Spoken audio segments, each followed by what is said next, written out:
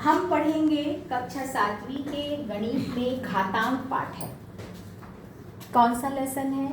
6, अध्याय 6 और 8वीं का अध्याय 2। अभी हम दोहराएंगे, पुनरावृत्ति करेंगे। कक्षा 7वीं में जिन बातों को हमने पढ़ा है उसको फिर से हम क्या करेंगे? पुनरावृत्ति करेंगे। कक्षा 8वीं के लिए और कक्षा 7वीं के लिए क्या करेंगे? उस लेसन को पढ़ेंगे। ये इंट्रोड्यूस है बेटा, इसके पहले आप लोगों ने कभी नहीं पढ़ा है कक्षा 7वीं के बच्चे ने, तो बहुत ध्यान से उस टर्मिनोलॉजी को समझना है कि गणित में जैसे धन चिन्ह लगाते हैं तो जोड़ होता है, ऋण चिन्ह लगाते हैं तो घटाना होता है, गुणा में क्या होता है, वैसे ही एक क्या है आपका घातांक है। क्या कहते हैं उसे? एक साथ कहेंगे, घातांक। ठीक है। अब बात आती है कि घातांक है क्या चीज। कभी कभी क्या रहता है, इस तरह की कोई संख्या हमको दिखाई देती है, ठीक है, जिसे पढ़ते हैं x की घात m। कैसे पढ़ते हैं? x की घात m। पढ़ें, x की घात n।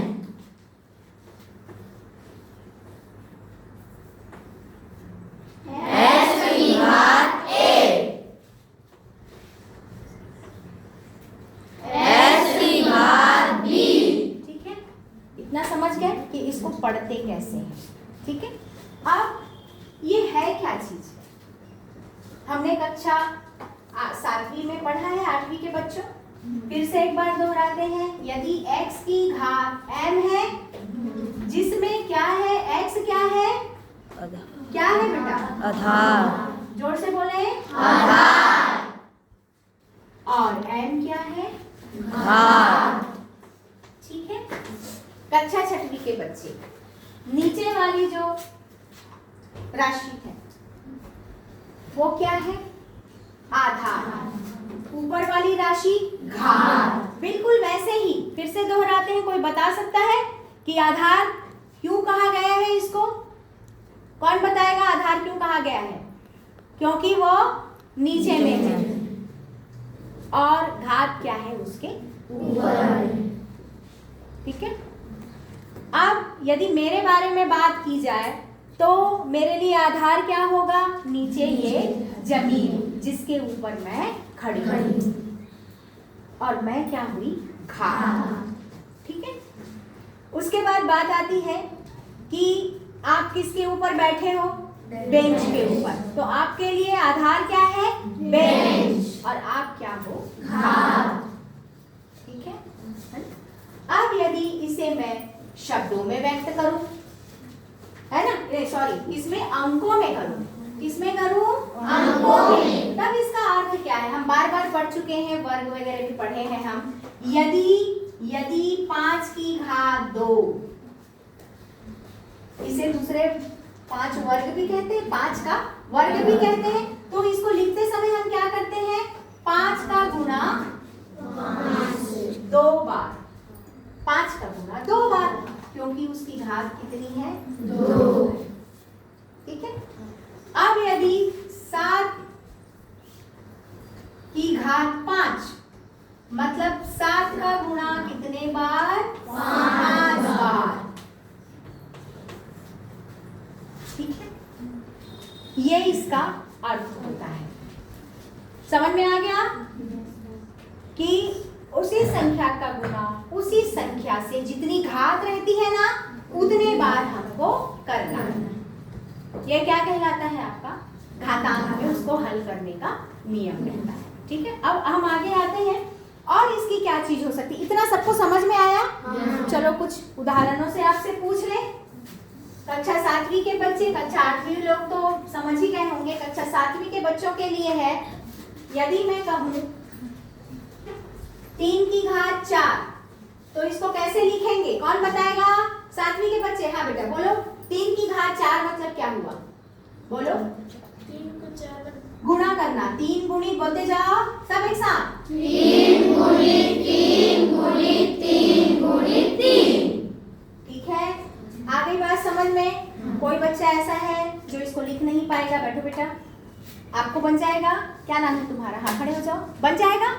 कोई भी सवाल हल कर लेंगे यदि इसको विस्तारित कीजिए करके बोला जाए। यदि आपको कहा जाता है दी हुई संख्या को विस्तारित कीजिए, विस्तारित करना मतलब उसको अलग अलग करना, तो आप कर सकते हैं। एक बार फिर से उदाहरण ले लेते हैं, 7 की घात 5 ले लेते हैं। चलो 7 गुणित 7 गुणित 7 गुणित 7 गुणित 7। 5 बार है। हाँ। तो इस तरीके से बेटा आपको विस्तारित करना है। अब हम इनके नियमों की तरफ जाते हैं। मैंने पहले ही बताया था कि इसके कुछ नियम हैं जिसको जानकारी में रखना है। तो नियम 1, नियम नंबर 1, यदि 2 राशियां हैं, 2 राशि है ये, उनके बीच में गुणा का चिन्ह है, इसको कैसे पढ़ेंगे? x की घात n गुणित x की घात n। घातें अलग अलग है, आधार इसकी क्या है बेटा? समान। बैठो, आधार समान है, आधार क्या है इसकी? x और घातें क्या है? n और n। पीछे वाली बच्ची ध्यान से देखेंगे आप इसको, m और n इसकी घातें हैं और x क्या है? इसका आधार। तो इसमें हम क्या देख रहे हैं? आधार समान है। आधार क्या है बेटा? समान है। तो पहला नियम, घातें जुड़ जाएंगी, जुड़ जाएंगी। इसको कैसे लिखेंगे? बराबर लगा दिए, x की घात n धन n। ठीक है, चलो इसके कुछ सवाल कर लेते हैं। आप लोगों की प्रश्नावली में बेटा कक्षा 7वीं के बच्चे की पुस्तक में सवाल दिए होंगे, हम अपने मन से सवाल लेकर आते हैं।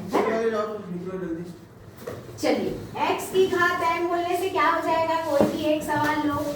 7 की घात 4 गुणित क्या हो जाएगा? 7 की घात 5, कुछ भी ले लो जिसमें आधार क्या है बेटा आपका? समान है और घातें अलग अलग। ठीक है, अब क्या होगा? 7 की घात 4 धन 5, 7 की घात 9। ये आपका सवाल का हल है। समझ में आ रहा है? कितने बच्चे को आया समझ में कि इसको ऐसे जोड़ना है? सबको आ गया है ना? एक आध सवाल और करें कि आगे बढ़े? आगे बढ़े 7वीं वाले बच्चे। यदि आधार समान है तो घातें जुड़ जाएंगी, ये नियम है। और ये क्या चीज है आपका? ठीक है, आप नियम नंबर 2 पे आते हैं।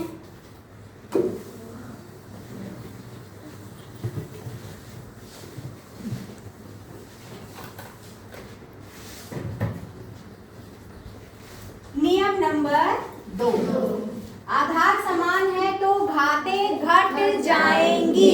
कब? कब? साथी वाले बच्चे देखेंगे कब घटती है। देखो ध्यान से, x की घात n है, x की घात n है, बीच में किसका चिन्ह है बेटा? भाग। अभी गुणा था तो जुड़ गई, भाग है तो घट जाएगी। तो इसको कैसे लिखेंगे? x की घात n भागित x की घात n। बट्टे सही में लिखते हैं ना भाग को, तो हमने इस राशि को भी बट्टे सही में कर दिया। अब ये कैसा हो जाएगा? x की घात n ऋण n। ठीक है, n ऋण n, जबकि बीच में कौन सी हो? भाग। इसकी क्या शर्त है? कि आधार इसका भी समान होना चाहिए, घातें कुछ भी हो सकती हैं। ठीक है, तो ये 2 नियम का अध्ययन किए हम।